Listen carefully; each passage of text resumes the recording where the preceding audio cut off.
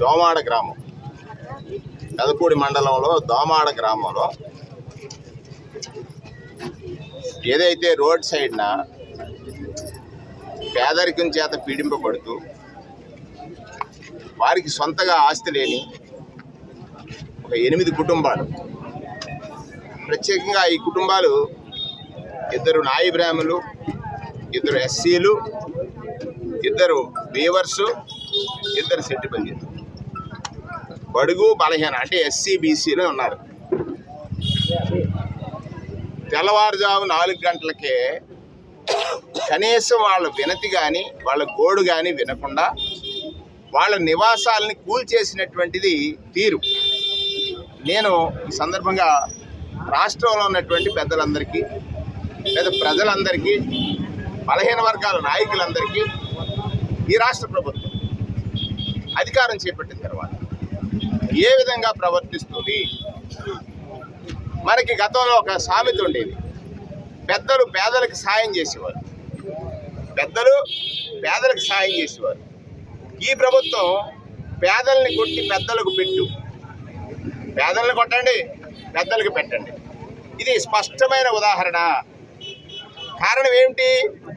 R&B side ఉన్నటువంటి ఏదైతే గ్రామ కట్ట ఉందో లేదా ఎంక్రోచ్మెంట్ ఉందో మొత్తం ఒక లైన్ తీసుకుని యావత్ ఆర్ఎన్బి సైడు ఎవిక్షన్ చేస్తే దెర్ ఇస్ ఎ ప్రొసీజర్. అది లేదు. కేవలం ఆ ప్రొసీజర్ని ఫాలో కాల, కనీసం వాళ్ళకి నోటీస్ సర్వ్ చేయాలా, వాళ్ళు ప్రిపేర్ చేయాలా. ఎంత దారుణం అంటే ఒక అంగవైకల్యంతో ఉన్నటువంటి మహిళ, అంటే మహిళల పట్ల ఈ ప్రభుత్వం ఎలా ఉందంటానికి ఇదో ఉదాహరణ. అంగవైకల్యం, కాళ్ళు సరిగ్గా పనిచేయవు, కర్రలతో నడుస్తుంది, తన బతిబాలింది కాళ్ళు పట్టుకుని, అయ్యా నేను టాయిలెట్కి వెళ్ళాలంటే చాలా కష్టం, ఆ బాత్రూమ్ని కోల్చొద్దంది, వినలా, కూల్చేశారు. ఇంకొక ఆమె ఇంకా హృదయ విదారకం, నాయి బ్రాహ్మణ కుటుంబం, పిల్లలు 3, వాళ్ళు చదువుకునేటువంటి పరిస్థితి లేదు, బాల్యంలో ఉన్నారు చిన్నపిల్లలు. ఒకడు 2వ తరగతి, 4వ తరగతి, 6వ తరగతి చదువుతున్నారు. ఇంకొక ఆమె ఓపెన్ హార్ట్ సర్జరీ చేయించుకుని ఆ ఇంట్లో ఉంది. అంటే ఈ ప్రభుత్వానికి మానవత్వం ఉందా? ఇంకొక ఆమె 7వ తారీఖున పెళ్లి చేసుకునేటువంటి కుటుంబంలో ఆ కుటుంబంలో ఉన్నటువంటి ఇల్లుని కూల్చేశారు. నేనంటాను, పేదలు మీ కళ్ళకు కనపడరు. ఎందుకంటే పెద్దల అవసరాలు తీర్చడానికే మీ ప్రభుత్వం ఉంది. పేదల మీ కళ్ళకే కనిపించరు. పెద్దల అవసరాలు తీర్చడానికి మాత్రం ప్రభుత్వం యంత్రాంగం అంతా వచ్చేస్తుంది. నేను ఈ సందర్భంలో జిల్లా కలెక్టర్ గారిని విజ్ఞప్తి చేస్తా ఉన్నాను, దీని మీద ఒక నిజ నిర్ధారణ చేయండి, ఒక ఎంక్వైరీ కండక్ట్ చేయండి. అంటే జరిగినటువంటి చర్య, వారు తీసుకున్న నిర్ణయం మానవత్వానికి సంబంధించింది, అది సహేతుకమా కాదా, ఖండించాల్సిందా లేదా, ఖచ్చితంగా చెప్పాలని సందర్భంగా మనం చేస్తూ ఉన్నాం.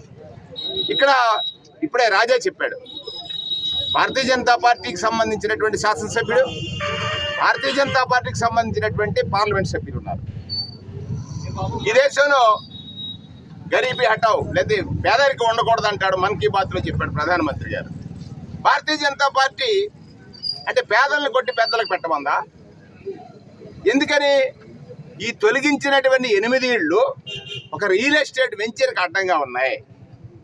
అంటే ఈ ప్రభుత్వం రియల్ ఎస్టేట్ ప్రభుత్వం. రియల్ ఎస్టేట్స్ ఎక్కడుంటే అక్కడ అడ్డంకులన్నీ తొలగించేసి వాళ్ళకి లబ్ధి చేయాలి అనుకునేటువంటి ప్రభుత్వం అంటానికి ఇంతకంటే ఉదాహరణ లేదు. ఎవరైతే రియల్ ఎస్టేట్ వెంచర్ వేశారో ఆ వ్యక్తికి సహాయం చేయడం కోసం లేదా ఆ వ్యక్తికి సహకరించడం కోసం ఈ అమానుషమైన, మానవీయత లేని, దౌర్జన్యకర ఈ ఘటన సభ్య సమాజం అంతా తీవ్రంగా ఖండించాల్సినటువంటి అవసరం ఉంది. వీరి పక్షాన వైఎస్ఆర్ కాంగ్రెస్ పార్టీ నిలబడుతుంది. ఇప్పటికే సత్య సూర్యనారాయణ రెడ్డి గారు 4 రోజులుగా వారికి కావలసిన కనీస అవసరాలు, ఇప్పుడు కొంత ఆర్థిక సాయం చేశారు, వారి భోజనం లేదంటే కళ్ళనీళ్ళు వస్తున్నాయి, ఆ పిల్లలు ఎండలో ఉంటున్నారంటే కళ్ళనీళ్ళు వస్తున్నాయి. ఈ ప్రభుత్వానికి కళ్ళు లేవా? కూలగొట్టేశారు, వెళ్ళిపోయారు. అధికారిగా ఉన్నటువంటి ఇక్కడ ఎంఆర్ఓ అవ్వచ్చు, ఆర్డీఓ గారు అవ్వచ్చు, వాళ్ళ పరిస్థితి ఏమిటి? ఏదైనా అనుకోని ఘటన జరిగితే అప్పుడు స్పందిస్తారా? అది కదా. మీ బాధ్యత తీసుకోండి. వారికి ప్రత్యామ్నాయం ముందే చూపించి మీరు ఎవిక్షన్ చేయాలా. ఎవిక్షన్ కూడా కేవలం రియల్ ఎస్టేట్ వ్యాపారి కోసం చేయకూడదు. మీరు ప్రొసీజర్ ఏదైతే ఉందో R&B సైడ్ ఉన్నటువంటి అన్ని ఎంక్రోచ్మెంట్స్ మీరు కట్ చేస్తే దానికి ఎవరైనా హర్షిస్తారు. కేవలం రియల్ ఎస్టేట్ వెంచర్ ఉన్నంత వరకే మీరు ఈ ఇళ్ళు కూలగొట్టడం అని అంటే పేదలను కొట్టు, పెద్దలకు పెట్టు, ఇది ప్రభుత్వం యొక్క తీరు అని సభ్య సమాజం అంతా కూడా ఆలోచించాలి.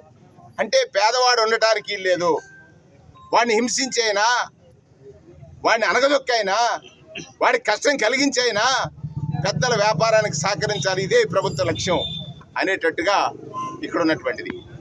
ఇంకా ఇప్పుడు చెప్తున్నారు, ఇక్కడ ఉన్నటువంటి శాసనసభ్యులు కనీసం వచ్చి వాళ్ళని ఎక్కడా పలకరించలేదని. అంటే ఇంత పెద్ద ఘటన జరిగితే కనీస బాధ్యత కదా శాసనసభ్యులుగా వారు వచ్చి పలకరించాలి, వారి అవసరాలు ఏదో తెలుసుకోవాలి. అది చేయలేదనంటే మీ హిడేజ్ ఎజెండా ఏంటనేది అర్థమవుతుంది. ఇవాళ మేము చేసే డిమాండ్ ఒక్కటే, వారి తరఫున న్యాయ పోరాటం, వారి తరఫున వారికి న్యాయం జరిగే వరకు ప్రభుత్వం పైన పోరాటం, వారికి ఆ కుటుంబాలు 8 అయితే ఉన్నాయో ఆ కుటుంబాలకి న్యాయం జరిగే వరకు ప్రభుత్వం మీద పోరాటం చేస్తాం. ఏదైతే ఏకపక్షంగా